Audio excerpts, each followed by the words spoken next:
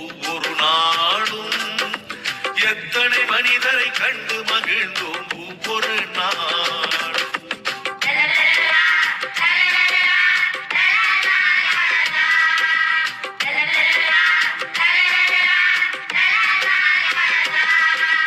சங்க தமிழும் பேசினோம், இன்றைய தமிழும் பேசினோம்.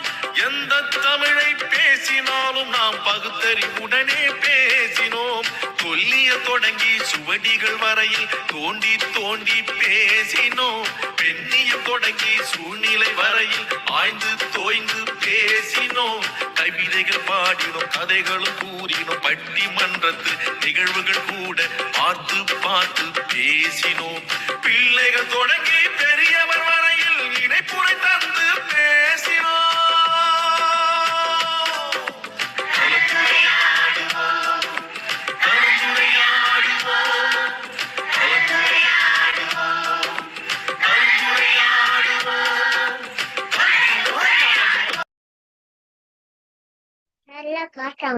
அனைவருக்கும் வணக்கம். இன்றைய நிகழ்ச்சி 2141. இன்று சிறப்பழைப்பாளர் அம்மா அவர்களை கலந்துரையாடுவோம். பிறவின் சார்பாக வருக வருக என வரவேற்கிறோம். குரலும் பொருளும் கூறுவதற்கு சகோதர சகோதரிகளை வரவேற்கிறோம். குரலும் பொருளும் வரலாற்று செய்திகள் வழங்குவதற்கு டெல்லியா பிரம்மநாயகம் ஐயா அவர்களை அன்புடன் அழைக்கிறோம். செந்தமிழ் பாடை இசைப்பாடல் வழங்குவதற்கு செந்தமிழ் பாடகி பாக்கியலட்சுமி அம்மா அவர்களையும் தென்மொழி பண்ண நீகவரசன் ஐயா அவர்களையும் அன்புடன் அழைக்கிறோம். இன்றைய நிகழ்ச்சியின் முதல் பகுதியாக இன்றைய குரல் கூறுவதற்கு ஜனனி அவர்களை அன்புடன் அழைக்கிறேன். அதிகாரம் 3. அதிகாரம் 3. கடவுள் வாழ்த்து. அகரம் முதல ஜனம் மாறி பகனோன் உருக கட்டணா அல்ல போய் நோக்கோ கால் அல்ல நெத்தல் தொழாது மிஷியாகினாமானை சென்ன மிஷன் வகா வெண்ணில் லோக்க சின்னக்கு சாண்டு வினமில்லை பொடிசே இடுவனும் சேரா இடுவன் பொடிசே புகை குறாமாட்டு ஒரு வாய் ரெண்டு பைக்கு இருக்க நேரில் தான் வகா எனக்கு தான் சின்ன காலம் மக்கவலை மற்றல்லது அருவாயன் தான் சீலால புடுவாய் ஒரு புள்ள குருமில்லை எங்கும் தாண்டாளை வழங்காட்டார் பிரிவு பிரிவன் முடிக்கிறார். நன்றி. அடுத்ததாக சுவாதி அக்காரியை அன்புடன் அழைக்கிறேன். நன்றி. அனைவருக்கும் வணக்கம். அதிகாரம் 79. நட்பு. நவல்தோறும் போல பயில்தோறும் பண்புடையாளர் தொடர்பு. பொருள். படிக்க படிக்க இன்பம் தரும் நூல் போன்று பழக பழக இன்பம் தரும் பண்புடையார் நட்பு. அனைவருக்கும் நன்றி, வணக்கம். நன்றிங்க அக்கா. அடுத்ததாக தர்ஷினி அக்காரியை அன்புடன் அழைக்கிறேன்.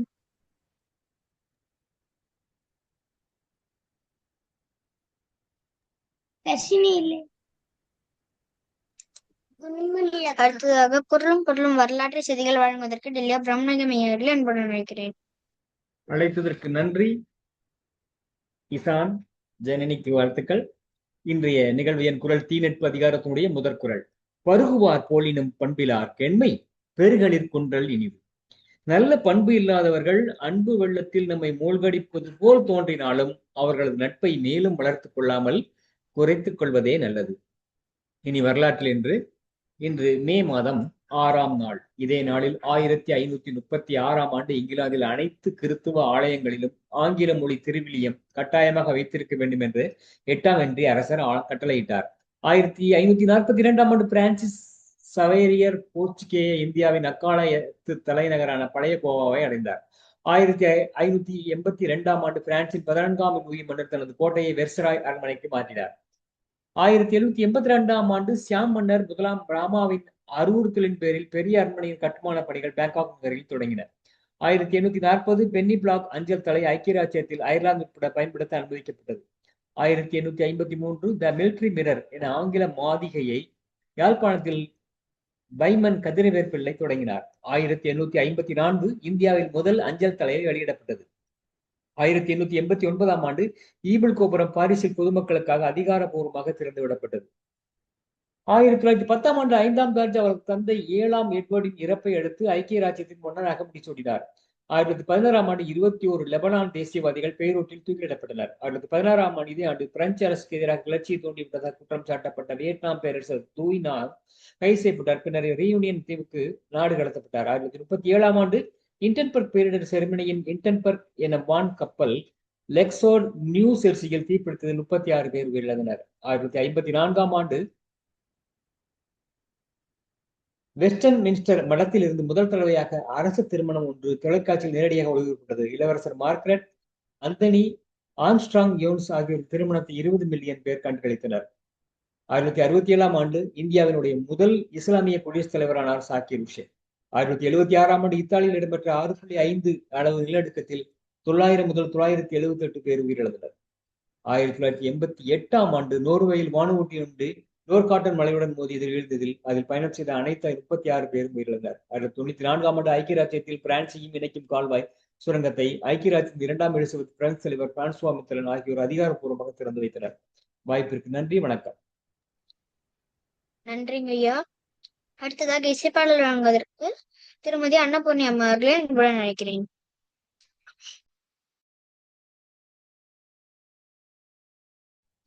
அழைத்ததற்கு நன்றி ஈஷான்.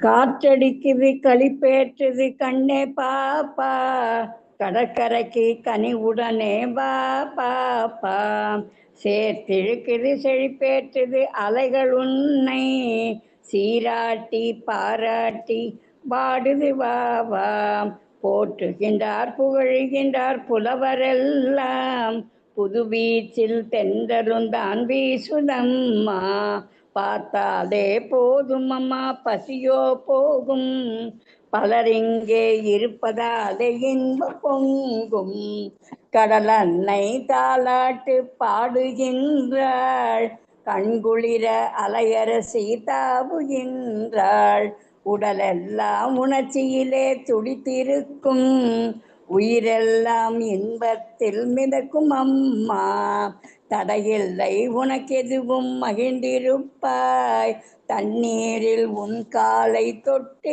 இழுப்பாள், பறந்து வரும் கொடியாக பறந்து நீ வா, பாடி வரும் பறவைகளை பார்த்து நீ வா, வானும் நேல் கடலும் தான் ஒன்றாகும் பார், வண்ணத்தில் இரண்டும் தான் நன்றாகும் பார், கானத்து பறவைகளின் பாடல்கள் கேள், கப்பல்கள் அணிவகுக்கும் அதையும் நீ பார், தாமென அழகையெல்லாம் பழகுகின்ற தடையில்லா கடல் இதுவே வந்து நீ பார், மீனினங்கள் துள்ளுவதை நீயும் பார், மீனவர்கள் பாடுகளை வந்து நீ பார்.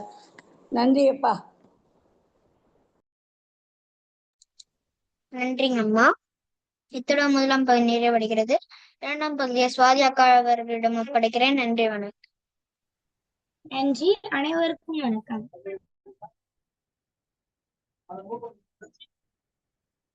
கலந்துரையாடுவோம் பேரவை தமிழ்நாடு நடத்தும் புதிகளம் நிகழ்வு எண் 2141, நாள் 6/5/2026, அறிவன் கிழமை, திருவள்ளுவர் ஆண்டு 2057. இன்றைய சிறப்பு அழைப்பாளர் எழுத்தாளர் நித்யாதேவி அம்மா அவர்கள், கவிஞர், மாலை நேர இலவச ஹிந்தி வகுப்பு, கணித ஆசிரியர், பள்ளிக்கூட்டும் ஆசிரியர், முதுகலை கணிதவியல் ஆசிரியர், எழுத்தாளர், எழுதிய புத்தகங்கள்: வேத கணித பெருக்கல் ரகசிய முடிவுரை, முறையாகுமா, முளைக்க நினைக்கும் விதைகள். அம்மா அவர்கள் இன்று பேச எடுத்துக்கொண்ட தலைப்பு தங்க விதி. அம்மா, தாங்கள் 6 மணி வரை உரையாற்றலாமா? பாருங்கள்.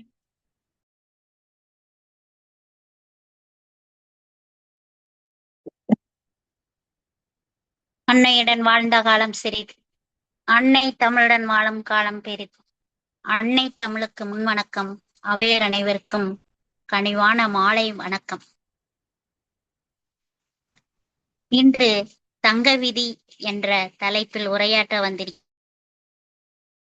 செய்த குரலரசிக்கும் இங்கு இருக்கும் அத்தனை சான்றோர் பெருமக்களுக்கும் மீண்டும் ஒரு முறை என்னுடைய மாலை வணக்கத்தை தெரிவித்து, தங்க விதி நான் படித்த 2 புத்தகங்களில் இருந்து இருக்கக்கூடிய சிறு சாராம்சத்தை தான் உங்களுக்கு கூறலாம் என்று நினைக்கின்றேன். பாபிலோனின் மிகப்பெரிய செல்வந்தர், மிகப்பெரிய பணக்காரன் அறிமுகமாயிருக்கும். அந்த புத்தகத்தில் இருந்து எவ்வாறு நாம் வருவாய் இருந்தாலும் அதனை நாம் எவ்வாறு நாம் முதலீடு செய்தால் முன்னேற்றம் அடையலாம் என்பதை அழகாக அங்கு கதை சொல்லப்பட்டிருக்கும். அந்த கதையில் ஒரு பகுதியைத்தான் உங்களுக்கு நான் கூற இருக்கின்றேன். ஜார்ஜ் எஸ் கிளேசன் அவர் எழுதிய அந்த புத்தகம், தமிழில் தமிழாக்க பண்ணக்கூடிய குமாரசாமி ஐயா அவருடைய வார்த்தைகள் அந்த புத்தகத்தை படிக்கும் பொழுது அவ்வளவு சிறப்பாக இருந்தது.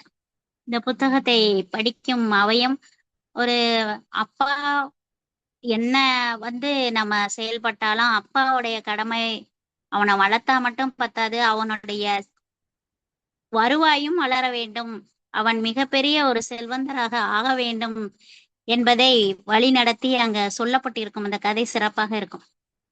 ஒரு தங்க காசெல்லாம் நிரம்பி வச்சிருக்க ஒரு பணப்பையையும் அறிவார்ந்த கருத்துக்கள்லாம் செதுக்கப்பட்டு இருக்கக்கூடிய ஒரு களிமண் பலகையும் எடுத்து கையில காமிச்சிட்டு, யாருக்கெல்லாம் தங்கப்பை வேணும், யாருக்கெல்லாம் களிமண்ணுடைய அதாவது தங்க விதி அடங்கிய களிமண் பலகை கொண்ட அறிவார்ந்த வார்த்தைகள் வேணும் அப்படின்னு சொல்லி கேக்குறப்ப நீங்க எதை செலக்ட் பண்ணுவீங்க அப்படின்னு கேக்குறப்ப 27 குரல்கள் எனக்கு தங்கம் தங்கம் தங்கம் தான் சத்தம் போடும்.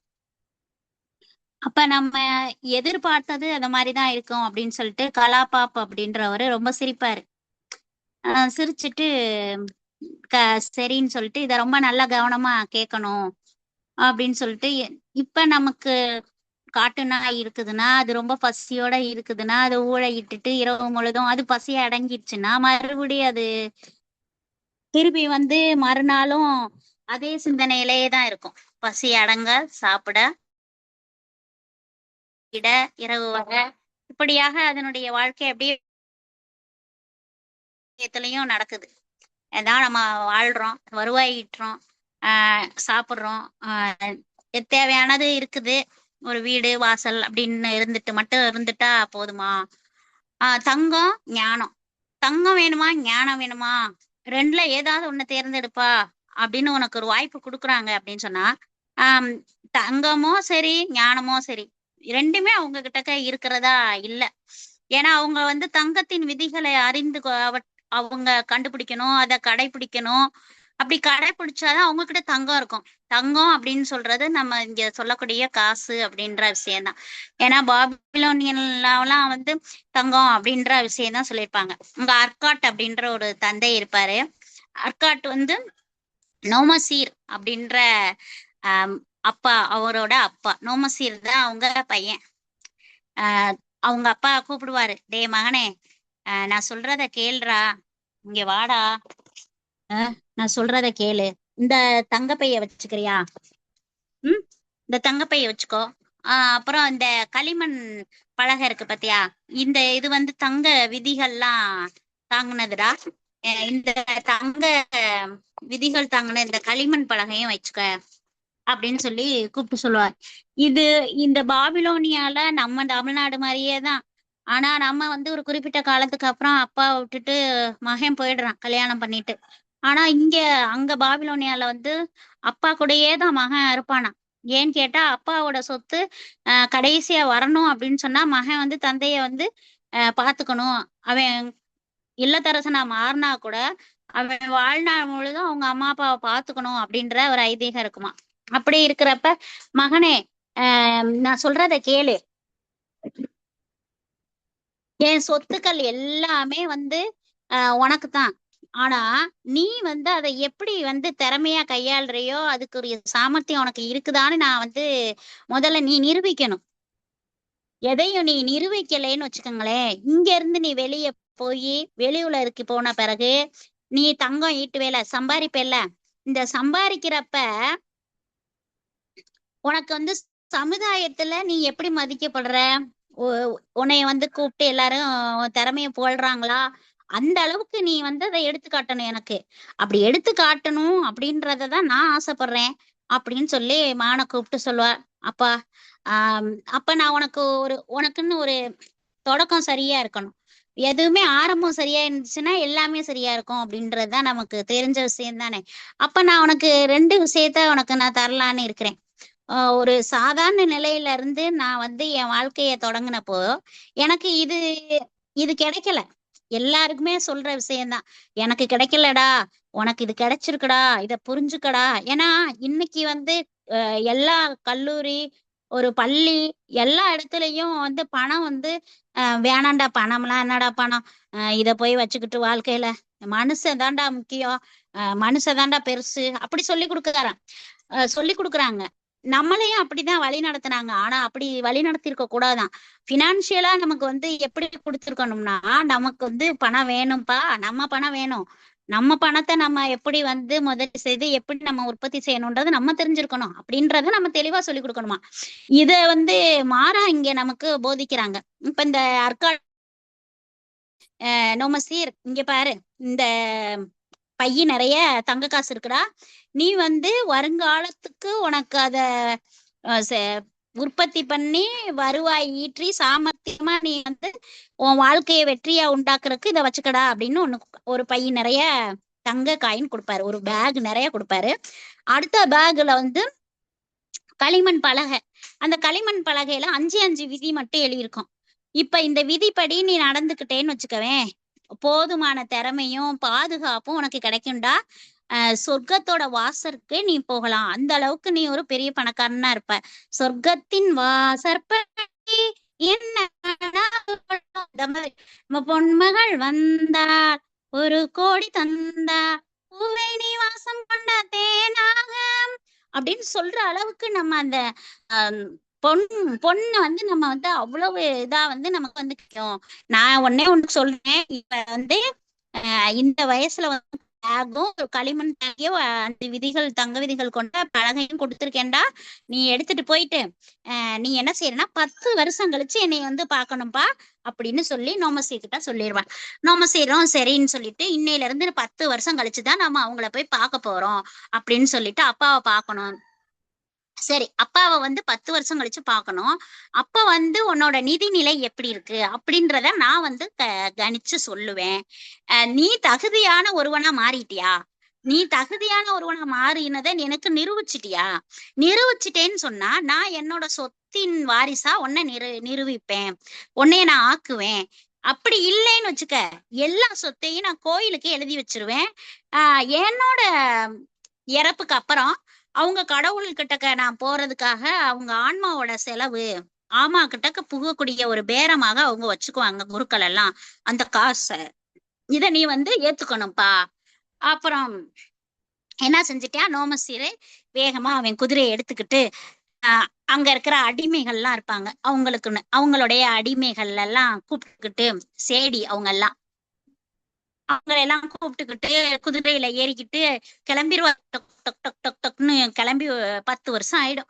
10 வருஷம் ஆனோடனே தன்னோட 2 பசங்க, அவனோட ஒய்ஃபு இவங்களெல்லாம் கூட்டிக்கிட்டு வருவான்.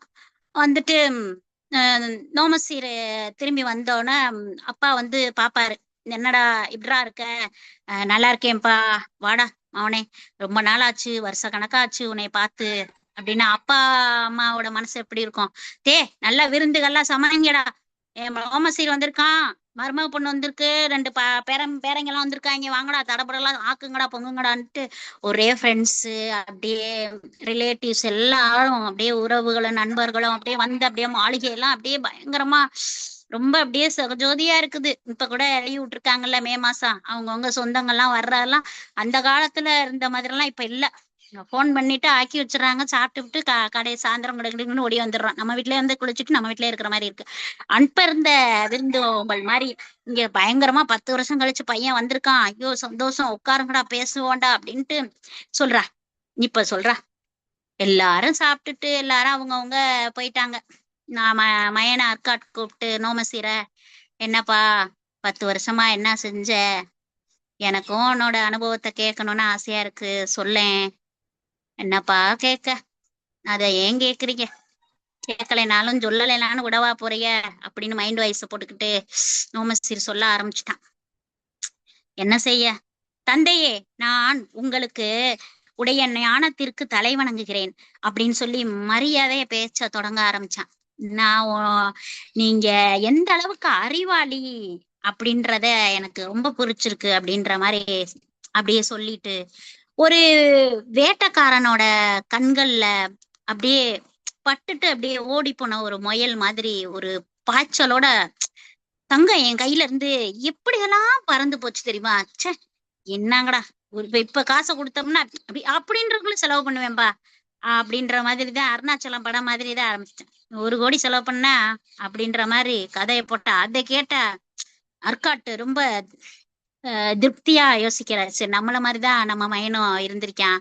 இதுல பெருவாரியவங்க நம்மளோட அறிவாளியா இருந்துருவாங்களோ அப்படின்ற மாதிரி ஒரு மாதிரியா இருக்கும் சில பேருக்கு. சே, நமக்கு நடந்ததாண்டா அவனுக்கு நடந்திருக்கு அப்படி வேற மைண்ட் வைஸ் ரசிச்சுக்குவாங்க. இந்த மாதிரிதான் மகன் மறுபடியும் சொல்றான். எல்லாத்தையும் நான் சொல்றேங்க, என் வாழ்க்கையில என்னெல்லாம் நடந்துச்சு இந்த 10 வருஷத்துல அப்படின்றத நான் பக்குவமா சொல்றேன்னு சொல்லிட்டு, ஒண்ணும் இல்ல, 9வேன்னு ஒரு சிட்டி இருக்கு. 9வே சிட்டி வந்து ரொம்ப சூப்பரான சிட்டியா. வெள்ளை குதிரை வச்சிருக்க ஃப்ரெண்ட்ஸ் எல்லாருமே இருப்பாங்களாம். அங்க நம்ம போனோம்னா நம்ம குதிரையை வச்சுக்கிட்டு அங்க பந்தயம் கட்டி நம்ம ஜெயிக்கலாம் அப்படின்னு என்னோட ஃப்ரெண்ட்ஸ் கொஞ்சம் பேர் சொன்னாங்க. கேட்டேன், நானும் போனேன். போனவொடனே என்ன ஆயிடுச்சு, அந்த போனவன அவங்க இந்த தூண்டி விட்டாங்கல்ல, இந்த மாதிரி வெள்ளை குதிரை இருக்குடா வாடா, ஆமாடா கருப்பு குதிரை இருக்குடா வாடா அப்படின்னு இந்த செஸ் விளையாட்டு மாதிரி விளையாட வச்சு ராஜாவுக்கு செக் வச்ச மாதிரி நோமசீருக்கு செக் வச்சு விட்டுருவாங்க. அதாவது அவங்களுக்குள்ளே கூட்டு களவாணி பண்ணி விட்டு இவனுடைய பையில இருந்த அந்த தங்கம் ஒரு பாக்கெட் நிறைய கொடுத்துருப்பாரு, ஒரு பைய நிறைய. அப்பா தங்க காயினை ஃபுல்லா இழந்துட்டு ரொம்ப கவலையா போயிடும். அப்ப அவங்களுக்குள்ளதான் கூட்டு சேர்ந்திருக்காங்க அப்படின்றத தெரிஞ்சு அந்த ஏமாற்றத்தை அவன் யோசிப்பான். இது ஒரு கசப்பான அனுபவமா இருக்கு வாழ்க்கையில. அனுபவம்ன்றது பெரிய விஷயம், அனுபவமே ஆசான் வாங்கி. ஆனா கசப்பான அனுபவம் என்ன சொல்றது, ஆசான்னா சொல்ல முடியும், பகையாளின்னு தான் சொல்லணும். அந்த மாதிரி நினைச்சுக்கிட்டு இவன் போயிடுவான். போனோன்னே மறுபடியும் நம்ம ஏதாவது சாதிக்கணும்டா, வழுக்குனாலும் எந்திரிச்சு போகணும், விழுந்தாலும் எந்திரிச்சு மீசையில மண்ணு ஒட்டலடா, மீசையிலுக்கு மண்ணை தட்டிக்கடா அப்படின்ட்டு அவனை திரும்பி பார்த்தானா, இல்ல யாரும் பார்க்கலடா, தட்டிக்கடா அப்படின்னு நம்ம ஊத்து விட்டு போற மாதிரி கிளம்பிட்டான். திருப்பி நான் சாதிச்சே தீரன் வேண்டாம் எப்படியாவது அப்படின்ட்டு ஒரு ஆழமா ஒரு மனசுல பதிய வச்சுட்டு மறுபடி போறேன். இப்பயாவது அதிர்ஷ்ட தேவதை நம்மளை பாக்குறாளா, சிரிக்கிறாளா, நம்மளை ஓர கண்ணால பாக்குறாளா, நல்ல கண்ணால பாக்குறாளான்னு இப்படி பார்த்துட்டு இளமையோட அனுபவம் இல்ல. சரி நம்மள சின்ன பையன் தானே, என்ன உணவு இப்பதானே 1 வருஷம் ஆயிருக்கு, இன்னும் 9 வருஷம் இருக்கு அப்படின்னு நினைச்சிட்டு இப்படியே போறேன். அப்படியே ஒரு அனுபவம் இல்லாத ஒரு இளைஞன் மாதிரி கிளம்பி போறோம்.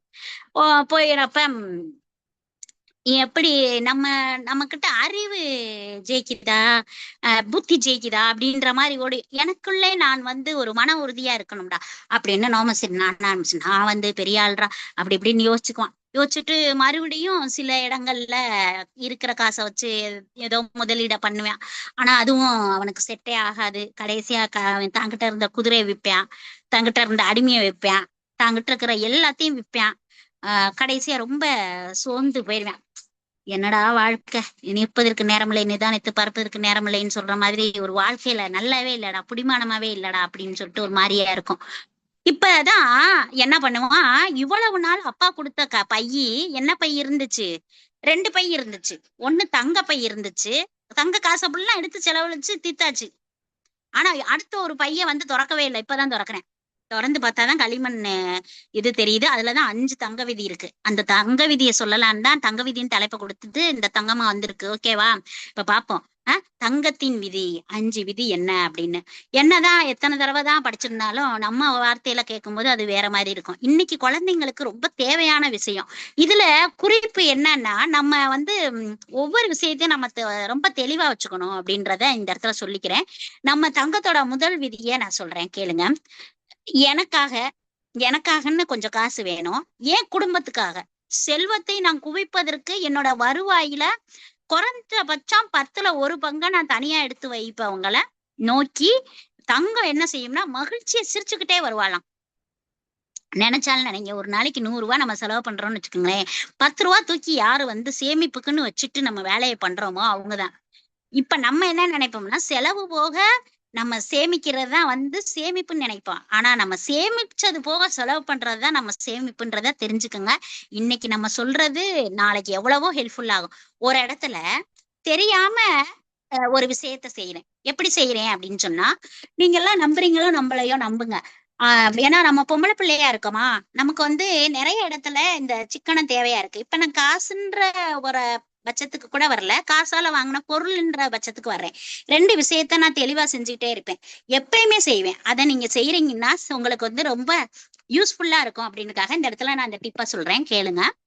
இந்த புத்தகத்துக்கும் அதுக்கும் ரிலேட்டட் தான். அப்ப நான் வந்து ஒரு நாளைக்கு ஒரு 10 வெங்காயம் எடுத்து நான் உபயோகப்படுத்துறேன். 10 வெங்காயம் உபயோகப்படுத்தும் போது நான் 10 வெங்காயம் உபயோகப்படுத்தும் போது ஒரு வெங்காயத்தை தூக்கி நான் வெளியில தனியா வைப்பேன். இதுக்கு வந்து தனியா ஒரு சின்ன ஒரு கிண்ணம் வச்சிருப்பேன். எப்பயுமே காமனா இருக்கிற அந்த வெங்காய கூடையில இருக்கிற வெங்காயத்தை எடுத்து உபயோகம் பண்ணாலும் இந்த ஒரு வெங்காயம் போடுறத வந்து நான் எப்பயும் வேற ஒரு தனி கிண்ணத்துலதான் நான் போட்டுட்டே வருவேன். இப்படி போடுறப்ப எனக்கு ஒரு மாசத்துக்கு 4 நாள் 5 நாளைக்கு தேவையான வெங்காயம் எனக்கு கூடுதலா கிடைக்குது. இதனால என்ன அப்படின்னா எனக்கு வந்து 4 நாளைக்கு தேவையான பொருட்கள்ல எனக்கு அது சிக்கனம் கொடுக்குது. 2வது இந்த 4 நாளைக்கு உள்ள எனக்கு தேவையான வெங்காயம் எக்ஸ்ட்ராவே கிடைக்குது அப்படின்றத நான் சொல்லிக்கிறேன். அடுத்து வந்து ஒவ்வொரு வருஷமும் நமக்கு 12 மாதம் அப்படிதான் வளர்த்துட்டு வந்திருக்காங்க. ஆமா, உண்மை. இதுல நம்ம ஒவ்வொரு குவார்டரா பிரிச்சுக்குவோம். நான் வந்து ஒவ்வொரு 4 மாசம் 4 மாசம் நமக்கு 12 மாசம் வர்றப்ப நான் வந்து என்ன செய்வேன், 3 மாசத்துக்கு மட்டும் பலசரக்கு சாமான் வாங்குவேன். 3 மாசத்துக்கு அப்புறம் என்ன செய்வேன், அந்த 4வது மாசம் பலசரக்கு சாமானா வாங்க மாட்டேன். இந்த பலசரக்கு சாமான்ல நான் போய் கவனிப்பேன். இந்த பலசரக்கு சாமான்ல நமக்கு வந்து எது வந்து ரொம்ப அவசியமா இருக்கு அப்படின்ற லிஸ்ட பார்ப்பேன். அந்த லிஸ்ட பார்த்துட்டு அந்த லிஸ்ட்ல ரொம்ப தேவையா ரொம்ப நெருக்கு வெட்டா இது போட்டாதான் சரியா வரும்ன்ற லிஸ்டுக்கு உள்ள அந்த சாமான்கள் மட்டும்தான். இப்போ ஒரு மாசத்துக்கு நம்ம 4000 இருந்து 7000 வரைக்கும் நம்ம பொருட்கள் எல்லாம் வாங்குறோம் அப்படின்ற பட்சத்துக்கு இப்ப 4வது மாசத்துல 3 மாசத்துக்கு அப்புறம் 4வது மாசம் நம்ம வாங்குறப்ப அந்த 4000 7000ன்றது நமக்கு கொஞ்சம் 2000ன்ற மாதிரி மிச்சம் 5000 நமக்கு வந்து சேமிப்பா வரும். இப்படி நான் இந்த வாழ்க்கையில கடைபிடிச்ச விஷயத்துக்கான உதாரணமா நான் இந்த 10% சேமிப்பை நான் உங்களுக்கு நான் சொன்னேன். ஓகேவா? இப்ப நமக்கு 2வது விதிக்கு போவோம். சரி, நீங்க பர்ஸை வந்து ரொம்ப சுத்தமா வச்சிருக்கணும். சுத்தமா வச்சிருக்கத காட்டிலும் உங்களுடைய பர்ஸை வந்து நிரப்பிக்கிட்டே இருக்கணும். பர்ஸ் வந்து நிரப்புறப்ப நீங்க தெளிவா நிரப்பணும். எப்படி இருக்கணும்னா அழுக்கு தாள் எல்லாம் இருக்கக்கூடாது, அது மாதிரி கசங்கின தாள் இருக்கக்கூடாது.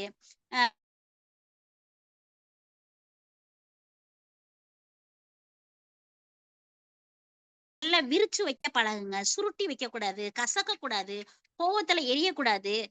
பச்சை கற்பூரம் வச்சுக்கணும் பர்சுல. இதெல்லாம் நமக்கு செய்யக்கூடிய விஷயங்கள். இதெல்லாம் நமக்கு பணம் வந்து சேரக்கூடிய வாய்ப்புகள். எனக்கான பணம் என் வாழ்க்கையில எவ்வளவோ விஷயத்த எனக்கு நல்லது செய்யற அந்த பணத்துக்கு நான் நன்றி சொல்றேன். I am gratitude to all the giving money in our whole life அப்படின்றத நம்ம அங்க வந்து சொல்லியே ஆகணும். 2வது ரூல் சொல்ல போறேன். ஒருத்தவன் நம்ம சேர்த்து வைக்கிறோம், அந்த தங்கம் லாபமான வேலையில தான் நம்ம வந்து ஈடுபடுத்திருக்கோமா, நம்ம அப்படி அந்த தங்கம் தன்னோட புத்திசாலி எஜமானருக்காக அயராது உழைத்து தன்னை பன்மடங்கு பெருக்கிக் கொள்ளும். நீங்க போய் நான் வந்து கஞ்சா விற்கலான்னு போறேன், நல்ல பொழப்பு, இதனால நாடு முன்னேறும், உனக்கும் நல்லது நடக்கும், மத்தவங்களுக்கும் நல்லா நடக்கும், இப்படி ஒரு தொழிலுக்கு போகாம நம்ம நல்ல வழியில நமக்கும் பிரயோகமாகிற மாதிரி அடுத்தவங்களுக்கும் உபயோகமாகிற மாதிரியும் ஒரு பொழப்புல போய் போடணும். அங்க இருக்கிற எஜமானன்னு சொல்லக்கூடிய பணம் நம்மளை வந்து வாழ்த்தும். அப்ப வாழ்த்த மட்டும் செய்யாது, பணம் நமக்கு ஒர்க் பண்ணும். நமக்கு 2 வகையான மணி இருக்கு. ஒண்ணு வந்து ஆக்டிவ் மணி, இன்னொன்னு பேசிவ் மணி. இந்த ஆக்டிவ் மணி அப்படின்றது என்ன அப்படின்னா, நம்ம வந்து தினம் வேலைக்கு போறோம், மாசம் சம்பளம் வாங்குறோம், இல்ல டெய்லி வேஜஸ் வாங்குறோம் அப்படின்ற மாதிரி இருந்தாலும் நமக்கு நம்ம இன்வெஸ்ட் பண்ணது மூலமா நமக்கு அதுவே நம்ம வீட்டுல சும்மா இருக்கும் போது நமக்கு உழைச்சு கொடுக்குற மணி பேர் தான் பேசிவ் மணி. இந்த 2வது பாயிண்ட், எஜமானனுக்காக பணம் உழைக்க செய்யும், சரியான முதலீடு செய்தால். அடுத்து 3, இப்ப இந்த தங்கம் இருக்குல்ல, இந்த காசை வந்து நம்ம வந்து இப்ப அம்மா அன்னபூர்ணி அம்மா வந்து இப்படி இப்படி சொல்றாங்க, இந்த மாதிரி எல்லாம் நீ சிக்கனமா இருந்துக்கணும், மாசம் மாசம் நகைச்சி விட்டு போடு. சுனிதா மேம் அது மாதிரி சொல்றாங்க. இந்த மாதிரி எல்லாம் நீங்க செய்தீங்கன்னா உங்களுக்கு வந்து வருஷ இறுதியில உங்களுக்கு செய்குலி சேதாரம் இல்லாம நகையெல்லாம் வாங்கிக்கலாம் அப்படின்னு அடுத்தவங்க அறிவுரையை நம்ம எச்சரிக்கையா எடுத்து அவங்களோட அந்த வழிகாட்டுதல் மூலமா எஜமானர்களோட நம்ம தங்கத்தை பாதுகாக்க நம்ம செய்யணும். அப்படி செய்யும் போது நம்ம வீட்லயும் நகை வரும். நகை வர்றதை காட்டிலும் நம்ம முகத்திலையும் புன்னகை இருக்கும். நம்ம பிள்ளைங்களுக்கும் நம்ம கொஞ்சம் சேர்த்துட்டோம் அப்படின்ற ஒரு தெம்பு வரும். எப்ப வந்து நம்ம கிட்ட காசு இருக்குதோ, பையில காசு இருக்கும் போதே ஆம்பளையாளுக்கு ஒரு தெம்பு வரும். வாடா மச்சே வா, இந்தா வடைய சாப்பிடே, 2 டீ குடி, நல்லா சாப்பிட்டுட்டு போலாம் வா என்ன அப்படின்னு சொல்லிட்டு நம்ம ஒரு தைரியமா இருப்போம் பாருங்களேன். அந்த பணம் வந்து இன்னைக்கு பெண்களும் வேலைக்கு போறோம், ஆண்களும் வேலைக்கு போறாங்க, எல்லாரும் வேலைக்கு போறாங்க. ஆனா நம்ம கிட்ட இருக்கிற காசு மத்தவங்களுக்கு நம்மனால வாங்கி கொடுக்க முடியுது, நான் சம்பாரிச்சதுரா அப்படின்னு சொல்லும் போது எவ்வளவு தைரியம் கொடுக்குது பாத்தீங்களா? அதுதான் அந்த மாதிரி ஒரு நல்ல அறிவுரைகளை கேட்டுக்கணும். அதுதான் 3வது ரூல். இந்த 3வது ரூல் ரொம்ப ரொம்ப முக்கியமான ரூல். ஏன்னு கேட்டா அறிவுரைகளை நம்ம கேக்குறப்ப நல்ல கரெக்டான ஆள்கிட்ட இருந்து வருதா அப்படின்றத நம்ம தெளிவா நம்ம புரிஞ்சு கேட்டுக்கணும். அடுத்து 4, தங்கத்தை வந்து நம்ம எப்படி கையாளணும் அப்படின்றத படாதவங்க, பரிச்சயமே ஆகாதவங்க அவங்க கிட்ட போயிட்டு நான் ஏதோ ஒரு தொழில போட்டேன், எனக்கு முதலீடு செய்யவங்க கிட்ட எப்படி செய்யணும்னு தெரியல, ஐயோ தெரியாம அந்த சிட் ஃபண்ட்ல போட்டுட்டேனே, இப்ப வந்து காசு இல்லாம அல்லவலப்படுறேனே அப்படின்ற மாதிரி யோசிக்கிற அளவுக்கு இருந்துடக்கூடாது. அதுதான் அந்த 4வது ரூல். இந்த 4வது ரூல் அது. அடுத்து 5. இப்ப 5வது ரூல் என்ன தெரியுமா? நடைமுறைக்கு அப்பாற்பட்ட வருவாயை ஈட்டி தரக்கூடிய முதலீடுகள்ல முதலீடு செஞ்சு தேவையில்லாம, அதாவது அப்படியே அகலக்கால் வைக்கிறது. இந்த மாசமே நம்ம 1 லட்சமா சீட்டு போடுவோம், ஒரு 10,000 போடுவோம், 10,000 போடுவோம் அப்படின்ற ஒரு மத்த செலவுகளை எல்லாம் கால்குலேட் பண்ணாம குந்தாங்கூரா எடுத்தடுத்துன்னு தாம் தூம்னு குதிக்கிறேன்னு, அப்புறம் சில இடத்துல இப்படி எல்லாம் பண்ணீங்கன்னா நல்லா இருக்கும், வாங்க ஒரு இடத்துல இடம் வாங்கி தர்றேன், அப்படியே அடுத்து விற்கும் போது பன்மடங்கா விற்பாங்க அப்படின்னு சொல்லி ரியல் எஸ்டேட் அப்படி இப்படின்னு ஏமாத்துறவங்க தந்திரத்தோட அவங்களோட தந்திரங்கள் எல்லாம் சிக்கிடக்கூடாது. அப்படி சிக்கி சொந்த அனுபவமின்மையோட மீது நம்ம நம்பிக்கையை வச்சுக்கிட்டு இருந்தோம்னா தங்கம் என்ன செய்யுதுன்னா உள்ளதும் போயிருந்தா நொல்ல கண்ணான்ற மாதிரி நம்மளை விட்டு போகுமா. தங்கம் எப்ப நம்மளை பார்த்து சிரிக்கும் அப்படின்னு சொன்னா நம்ம 10 மடங்கு நம்ம ஒரு வருவாய் ஈட்டுறோம்னா 1 மடங்கு அதுல எடுத்து வைக்கும் போதுதான் அது சந்தோஷப்படும். அப்புறம் நல்ல அறிவுரைகளை கேட்டு செயல்படும் போதுதான் அது தங்கம் சிரிக்கும். நல்ல தொழில் நேர்மையா பண்ணும்போது மட்டும்தான் சிரிக்கும். மத்த 2 இதுவும் மட்டும் நம்ம ஏமாந்த கதையா அந்த ரூல்ல சொல்லியிருப்பாங்க. 5 விதிகள் இதுதான். இப்ப என்ன செய்வாங்க, அந்த ராஜா வந்து அவங்க வந்து அந்த பெருசா சுவர் கட்டிட்டு இருப்பாரு. சுவர் கட்டி இந்த எப்படியாவது இந்த மதிர் சுவரை நல்லா கட்டிருந்தா அப்படின்னு சொல்லி பேசிக்கிட்டு இருக்கும் போது அப்ப வந்து நோமசீர் வந்து சொல்லுவான். நோமசீர் வந்து இப்படியாடா சரிடா அப்படின்னு சொன்னானா நான் செப்பு காசெல்லாம் சேமிக்க ஆரம்பிப்பான். செப்பு காசெல்லாம் சேமிச்சுட்டே இருப்பான்.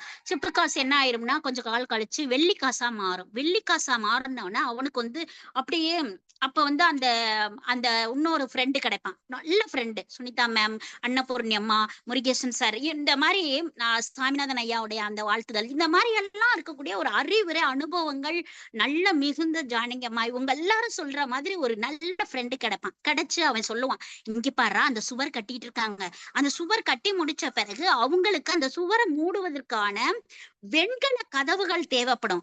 அந்த வெண்கல கதவுகள் தேவைப்படுறதுக்கு நீ வந்து நிறைய உங்க அப்பா கொடுத்த அந்த களிமண் பலகைகளை வாசிச்சு அறிவுரை வார்த்தைகளை நீ வந்து அறிவார்ந்த வார்த்தைகளை நீ கேட்டு இன்னைக்கு நல்லா டெவலப் ஆயிட்ட. இன்னைக்கு வந்து அவங்க கிட்ட 3 மூடை தங்க மூட்டை இருக்கும். 3 தங்க மூட்டை இருக்கும். இந்த தங்க மூட்டையை எடுத்துட்டு அவன் சொல்லுவான், அப்ப நீ இப்ப இந்த கொஞ்சம் காசை வச்சு நீ வெண்கல கதவுகளுக்கு தேவையான பொருட்களை வாங்கி வச்சுக்கிட்டேன்னு வச்சுக்கவே, அன்னைக்கு அந்த ராஜா நம்ம கிட்ட எப்படியும் வெண்கல காசுக்கான கதவுகள் அப்படின்னு கேட்கலைன்னா கூட வெண்கல பொருட்கள் எனக்கு தேவையா இருக்குது, நானே கொல்லேன் பட்டறையில ஆசாரிய வச்சு செஞ்சுக்கிறேன் அப்படின்னு சொல்லி அவரு செஞ்சா கூட அன்னைக்கு நம்ம வெண்கல பொருட்களையாவது வித்து நம்ம அந்த இடத்துல நம்மளுடைய பண வரவுகளை நம்ம குவிச்சுக்கலாம்டா அப்படின்னு சொல்லி நல்ல ஐடியா கொடுப்பான். கொடுத்தோன்னா உடனே இந்த 10 வருஷ கதையும் அப்பா கிட்ட சொல்லி முடிச்சிருவாரு நம்மளுடைய ஹீரோ நோமசீரு. உடனே அர்க்காட்டு இப்படியே பாப்பாரு, பரவாயில்லடா என் மகன் ரொம்ப தெளிவாதான்டா வந்திருக்கேன். உடனே நீ போடா கவலா, இது ஒரே ஒரு அடிமையை கூப்பிடுவான், வேமா வாடா அப்படின்னு சொன்னா வருவான். வந்தோன்னா 3 மூட்டை, ஒரு மூட்டையை மட்டும் வந்து டக்குன்னு தங்க மூட்டையை வைப்பான் கையில. வச்சோன்னே அந்த தங்க மூட்டையை பார்த்துட்டு, இந்த ஒரு பையப்பா நீங்க கொடுத்தது, டே மறுபடி வாடா அப்படின்னு சொல்லி கூப்பிடும் போது ஒரு 2 பை மறுபடி தங்க காசை எடுத்துக்கிட்டு வருவான். இது நீங்க கொடுத்த அந்த களிமண் பலகையில எழுதிய அறிவார்ந்த சொற்களால் நான் வந்து எந்த அளவுக்கு நான் முன்னேறினேனோ அதுக்கான ஊதியமா வருவாயா, இன்னைக்கு எனக்கு உழைப்புக்கு மிகப்பெரிய அங்கீகாரமா கிடைச்சப்பட்ட பணப்பையப்பா அப்படின்னு சொல்லிட்டு அவர் கால் கிட்ட வைப்பாரு. ஒரு 7 வகையான தீர்வுகள் அதுல இருக்கும். அந்த தீர்வுகளை நான் உங்களுக்கு வாசிக்கிறேன் பாருங்களேன், ரொம்ப சிறப்பாக இருக்கும். ஏன்னா ஒரு புத்தகத்தை தான் நான் இன்னும் சொல்லியே முடிக்கல. சரியா, நான் சொல்றேன். உங்கள் பணப்பையை கொழுக்க வைக்க தொடங்குங்கள். எப்ப பார்த்தாலும் எப்படியாவது பணத்தை வந்து எப்படி டெவலப் பண்ணணும் அப்படின்றது. அடுத்தால அடிச்சு அப்படி செய்யல, நம்மளுடைய பணத்தை நம்ம டெவலப் பண்ண போறோம், அவ்வளவுதான். அதுக்காக ஒரே ஒரு தாளை எடுத்து 10ஆ கிழிச்சு வச்சிடக்கூடாது. உங்களுடைய செலவுகளை கட்டுப்படுத்திக் கொள்ளுங்கள். நீங்க நினைக்கிறீங்க இந்த ஜிபே பண்ணிடுவோம், அதை பண்ணிடுவோம், இதை பண்ணிடுவோம்னு. இப்ப எல்லாம் வந்து பணத்தை கையில கூட பாக்கல, வித்தியாசமா செலவு பண்றாங்க. என்னம்மா ஒரு 10 ரூபா தர மாட்டியா, ரொம்ப பண்ற.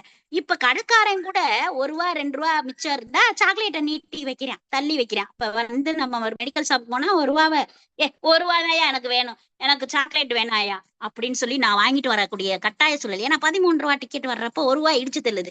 அடுத்து 3, உங்களுடைய தங்கம் பன்மடங்காக பெருக வழி செய்யுங்கள். என்னெல்லாம் பண்ணலாம் யோசிங்க. ஃபர்ஸ்ட் சேமிப்புக்கு யோசிங்க. அடுத்து இழப்பிலிருந்து உங்களுடைய பணத்தை செல்வத்தை பாதுகாத்து கொள்ளுங்கள்.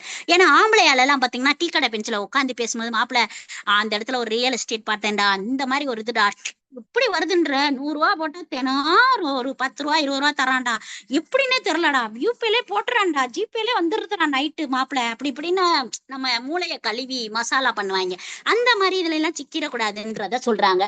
அடுத்து 5, உங்கள் வீடு ஒரு லாபகரமான முதலீடாக இருப்பதை உறுதி செய்து கொள்ளுங்கள்.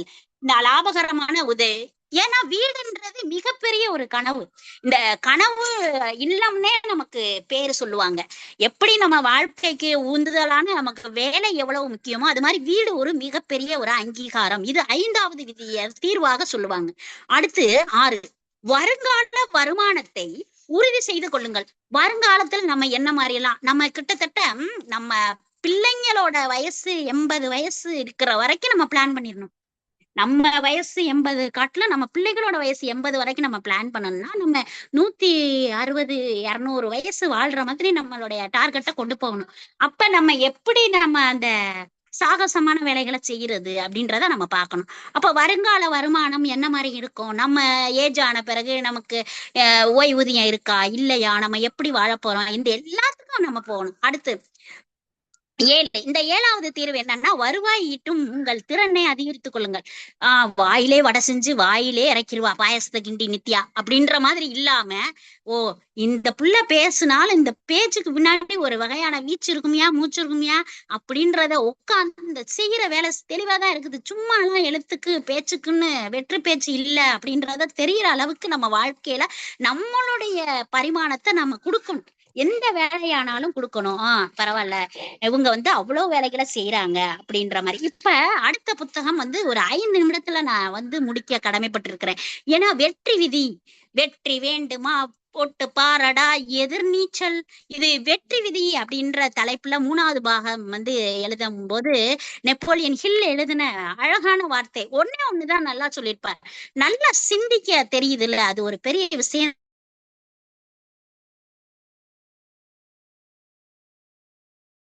சொல்லுவாங்க. வெறும் சிந்திச்சா மட்டும் போதாது, அதுக்கான செயல்பாட்டுல இறங்குங்க அப்படின்றத தெளிவா சொல்லியிருப்பாங்க.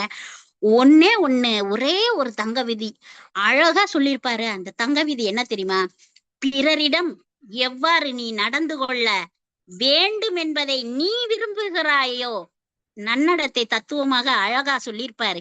அப்படிப்பட்ட பிறருக்கு உங்களால என்ன நடக்கணும்னு நீங்க நினைக்கிறீங்களோ அப்படி முதல்ல நீங்க நடந்துக்கங்க எல்லாருக்கிட்டையும் அப்படின்றத ரொம்ப ரொம்ப தெளிவா நானும் அந்த சாப்டரை அத்தியாயத்தை அங்கும் இங்கும் உருண்டும் பிறண்டும் குதித்தும் படுத்தும்லாம் உருண்டெல்லாம் படிச்சுட்டேன்.